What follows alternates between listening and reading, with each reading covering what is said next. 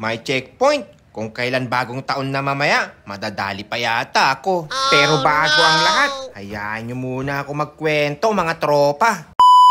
Maaga nga akong bibiyahe ngayong desperas ng bagong taon para may pandagdag pang panghanda sa bagong taon mamaya.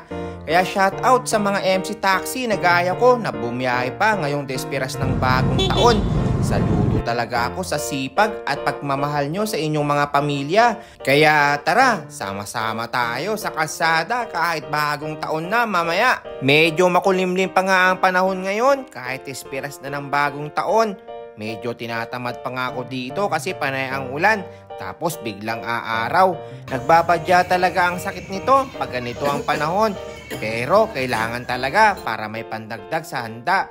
Espesyal na araw din kasi talaga ito para sa ating mga Pilipino. Kaya hindi na ako nagpatumpik-tumpik pa. Bumiyahe pa rin ako kahit medyo masama ang panahon. At syempre, hindi mawawala ang mga lucky charm ko. I'm sure may kisama ngayon ang panahon para makabiyahe ako ng maayos. At dito na nga nag-umpisa ang biyahe ko. At habang nakikipagkwentuhan sa kapwa nating MC Taxi, ay may biglang lumapit sa akin at nagtanong. Medyo may magandang na ano. Magkano nga para Cubao? Sa kaya ng para... Isak.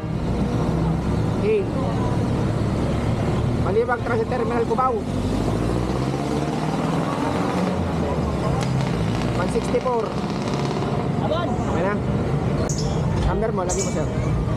Sa mga ganitong biyahe na biglaan at hindi mo inaasahang pasahero, ay buti na lang legit kay Mupit ang habal-habal. Kaya pinasok ko siya sa hill para parehas kaming ligtas. At pagdating ko nga sa drop point niya ay may bigla na namang lumapit sa akin at nagtanong.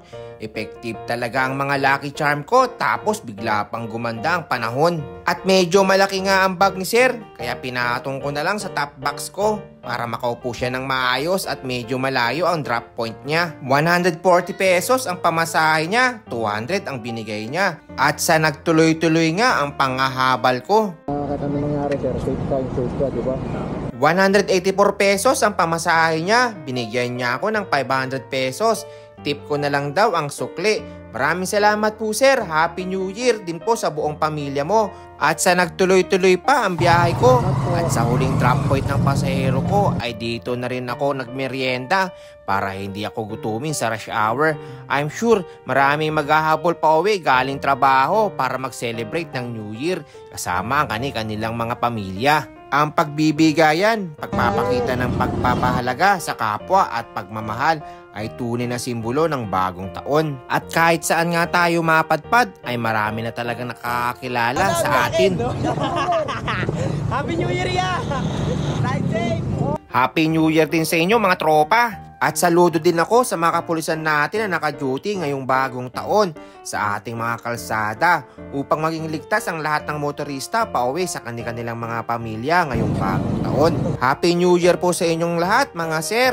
Salamat po sa inyong serbisyo. Alas 8 na nga ng gabi dito nang may hatid ko ang aking pasahero at wala nga akong hiling dito kundi booking na pauwi sa amin para makahabol din ako at makapag-celebrate ng New Year kasama ang aking pamilya. At ang bait nga ni Lord, wish granted agad. May kasabay na ako pauwi. Okay na? Oo, booking ko, papuntang taon. Hindi na ako gabi. Oo, habol ka kaya bagong taon. Sakto to. At ang saya ko nga dito kasi pauwi na ako. Halos 2 kilometer lang kasi ang layo ng drop point niya mula sa bahay ko. Kaya sa sobrang saya ko, halos lahat ng makakasalubong ko ay binabati ko. At habang pauwi nga ako, meron na nagpapaputok at nagpapatugtog. At marami na rin nagbibenta ng mga paputok at mga turotot.